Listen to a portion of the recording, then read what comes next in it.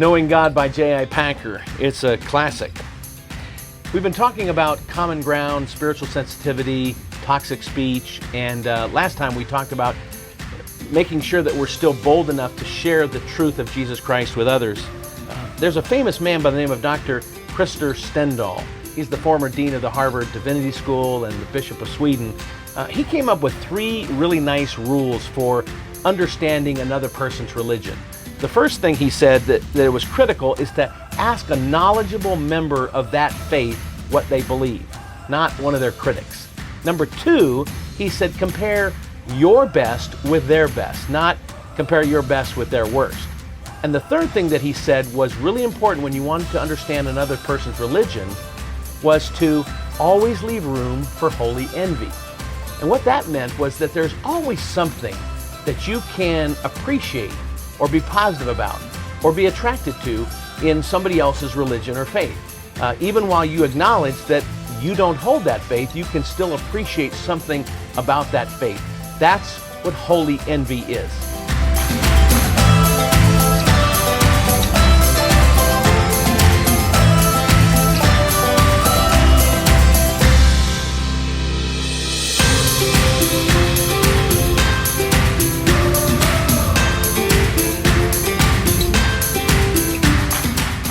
In the Old Testament book of Proverbs, chapter 18, verse 19, there's a verse that says, "A brother offended is harder to be won than a strong city."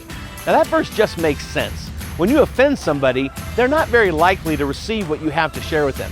When you offend somebody, they're concerned that you're not respecting them or appreciating them, and they put up a wall to protect themselves from your insults and your attacks. That verse just makes sense. Now let's unpack Krister Stendahl's rules for understanding another person's religion in relationship to Proverbs 18:19. The first one is to know that we need to ask somebody who knows about their religion, a knowledgeable member of the other religion. You don't ask somebody that's a brand new member or doesn't really know their faith, but in fact, someone that really knows and understands their theology and their belief system. Ask someone that really knows about the religion. Secondly, we want to compare our best with their best. How do you feel when somebody comes to you and attacks your religion based upon some bad example of your faith and says, well, you know, all Christians are like that and you're all hypocrites? How do you respond to that kind of criticism? It's not very fun to be attacked for everybody else's problems, and we need to compare our best to their best, not our best to their worst. And the third principle that Krister Stendahl shared with us is to always leave room for holy envy. And just think about this. When we look for something that is positive or attractive or compelling about another person's religion that is not our religion, we're basically complimenting them and acknowledging something that is attractive or envious about what they believe or how they practice. And that is a generous expression of kindness that opens up the door for further conversation. The bridge can continue to be built as you come and dialogue with one another. You know, when we do this, when we practice holy envy, the idea of opening up the relationship is not just a technique or a strategy, it's an authentic compliment, and it opens up the door. So when a Mormon person talks with an evangelical Christian person and just attacks their religion, that pretty much shuts down the conversation. It's a conversation stopper. Or when an evangelical Christian attacks a Latter-day Saint for some religious belief they have, then that just shuts down the conversation. But when we start with complimenting one another and expressing appreciation for one another, well, that holy envy opens up doors, and we got to take advantage of those kinds of positive relationships. So always leave room for holy envy.